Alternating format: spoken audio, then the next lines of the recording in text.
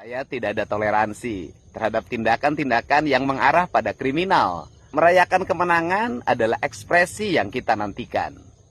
Tetapi, saya tidak ada toleransi terhadap tindakan-tindakan yang mengarah pada kriminal.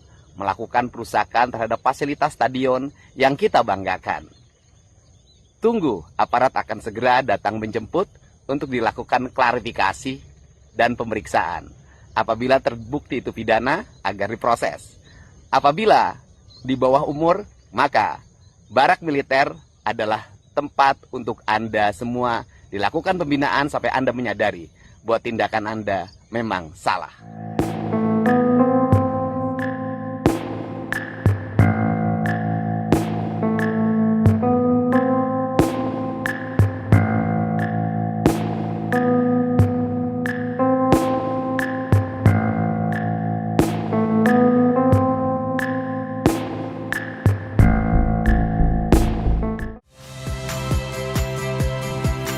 Saya, Cynthia Rompas. Saksikan program-program Kompas TV melalui siaran digital, pay TV, dan media streaming lainnya. Kompas TV, independen, terpercaya.